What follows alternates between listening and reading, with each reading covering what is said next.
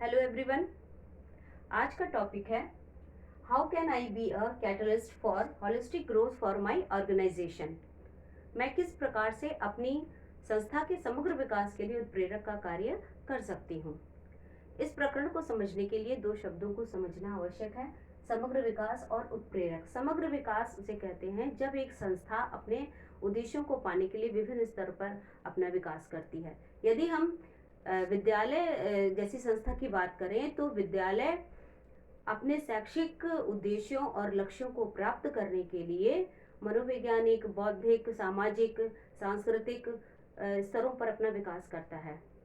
इसी को हम कहते हैं ये वह विद्यालय अपना समग्र विकास की ओर अग्रसर है। विद्यालय का समग्र विकास बच्चों में रचनात्मक कौशल, जिज्ञासा, सामाजिक कौशल और दुनिया को जो समझने का नजरिया है उसमें उसमें उसका विकास करता है और साथ ही उनमें संस्कारों का विकास भी होता है। इसे ही कहा जाता है कि विद्यालय अपना समग्र विकास कर रहा है और ये बच्चे के विकास में भी योगदान देता है।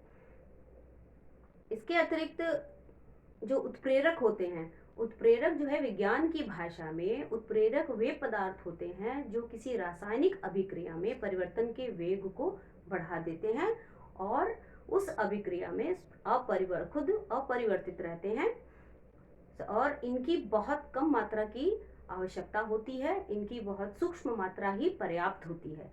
इसी प्रकार से शिक्षक जो है एक उत्प्रेरक का कार्य करता है और अपने विद्यालय जैसी संस्था के समग्र विकास में योगदान देता है। वो किस प्रकार से उत्प्रेरक का कार्य करता है और संस्था को आगे बढ़ाता है, उसके लिए यहाँ पर कुछ बिंदु मैंने रखे हैं जिसके माध्यम से मैं बताऊंगी कि एक शिक्षक कैसे उत्प्रेरक का कार्य करेगा और अपने विद्यालय का समग्र विकास करेगा।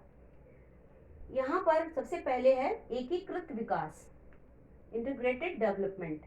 इसके अंतर्गत एक शिक्षक उत्प्रेरक जब बनता है तो वो एकीकृत विकास करता है, बच्चे का एकीकृत विकास करता है, क्योंकि विद्यालय जैसी संस्था जो है वो बाल केंद्रित होती है और बालकों के लिए ही हम उद्देश्यों की बात करते हैं कि उस बालकों के लिए ही हम शैक्षिक उद्देश्यों की बात करते हैं। तो जब हम उन उद्देश्यों को कैसे प्राप्त करेंगे, तो इनके माध्यम से एक उत्प्रेरक के रूप में जब कार्य करेगा शिक्षक, तो इनके माध्यम से उन उद्देश्यों की प्राप्ति में हमें सफलता मिलती है। तो एकीकृत विकास उसे कहते हैं जहां पर एक शिक्षक आध्यात्मिक रूप में, एक शिक्षक जो है बालक का मानसिक रूप में, बौद्धिक स्तर पे जो है उसका शारीरिक रूप से उसके विकास में सहायता देता है, बच्चों का विकास करता है। अब इसमें सबसे पहले आध्यात्मिक विकास, बच्चों का आध्यात्मिक विकास से क्या तात्पर्य है। अध्यात्म का अर्थ केवल पूजा पाठ या कर्मकांड नहीं है। अध्यात्म का अर्थ होता है अपने आत्मा को पहचानना, अपने आत्म अनुभूति को कहते हैं अध्यात्म। आत्म संस्कारों को जब हम बढ़ावा देते हैं तो ये आत्म संस्कार किस प्रकार के हर व्यक्ति में होते हैं, वो उनको ही बाहर लाना, ये कौशल जो है शिक्षक के पास होता है और वो बच्चों को तरह तरह के गतिविधियों के माध्यम से उनके आत्म कौशल को बाहर लेकर आता है, उनके आत्म संस्कारों से उनको परिचित कराता है। जैसे उदाहरण में जैसे गरीबों को भोजन या जरूरतमंदों की मदद करना, इस तरह की भावनाओं को विकसित करना, इस तरह की गतिविधियों को के द्वारा एक शिक्षक बच्चों में आत्म संस्कार को बढ़ावा देता है। इसके बाद शारीरिक शिक्षण जो विकास होता है उसको जो है वो कई तरीके से शिक्षक जो है उसको बढ़ावा देते हैं। इसमें इंडोर गेम्स हैं, आउटडोर गेम्स हैं, या तरह तरह की खेलकूद है, तरह तरह की खेलकूद की गतिविधियां हैं, अन्य शारीरिक गतिविधियां हैं जिनके द्वारा एक शिक्षक बालक का शारीरिक विकास उनका जो है विकास करता है। और इस मानसिक विकास के लिए एक शिक्षक जो है बच्चों को अच्छी भावनाओं उनके अंदर अच्छी भावनाएं आए उसके लिए काम करता है। बच्चों का मन अच्छा हो, उनके अंदर सद्गुण आए, सद्भावनाएं आए। इसके साथ जो है वो एक अच्छे इंसान बन सकें, उनके अंदर नैतिकता, मूल्य इत्यादि उनको कई कहानियों के माध्यम से, कई प्रसंगों के माध्यम से, अलग अलग तरह की गतिविधियों के माध्यम से, छोटे छोटे नाट्य मंचन के माध्यम से उनको अंदर ये चीज विकसित, नैतिक मूल्यों को, अच्छे अच्छे गुणों को विकसित करता है। और इसके बाद एक है और सबसे प्रमुख भी है ये कि बौद्धिक स्तर के विकास के बिना बाकी ये विकास जो है अधूरे से हो जाते हैं, क्योंकि बौद्धिक स्तर में बच्चा जो है वो मूलभूत जो शिक्षा की जो चीजें हैं उनको सीखता है। जैसे बच्चा अक्षर ज्ञान प्राप्त करता है, बच्चा संख्या, आकार, प्रकार या भाषा कौशल को सीखता है।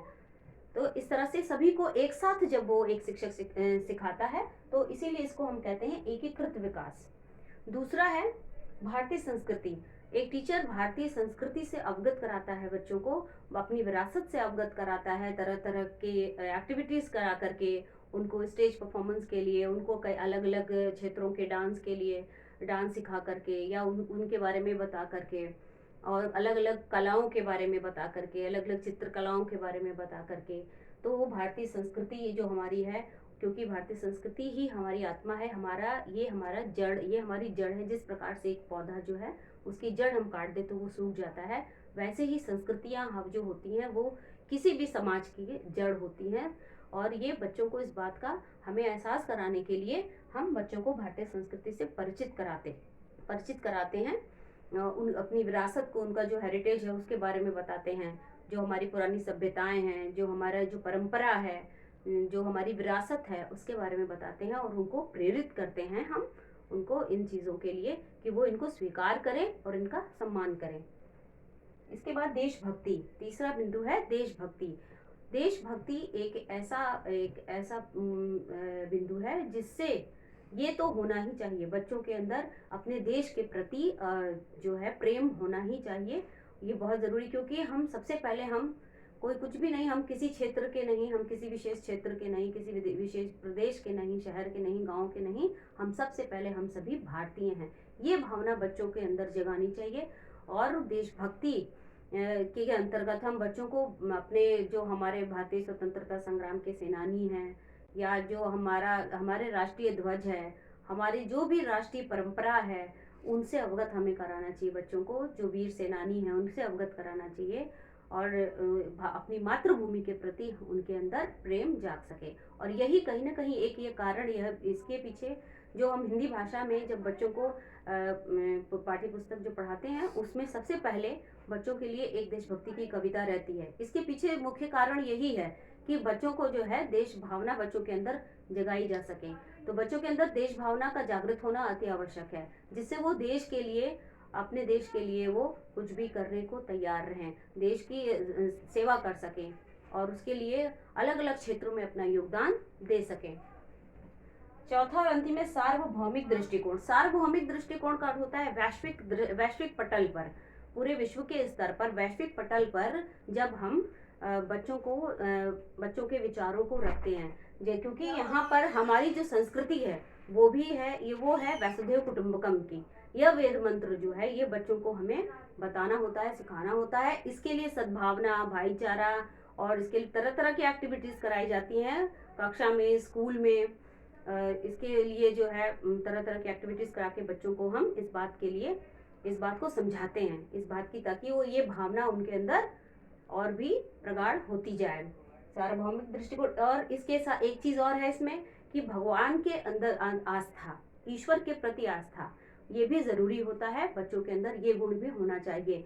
बच्चों को ये पता होना चाहिए कि यह सारी प्रकृति, यह पृथ्वी, ये सारा ब्रह्मांड ईश्वर का है, ईश्वर ने इसको बनाया है। ईश्वर प्रदत्त जो वस्तुएं हैं उनके लिए धन्यवाद का भाव हो बच्चों में।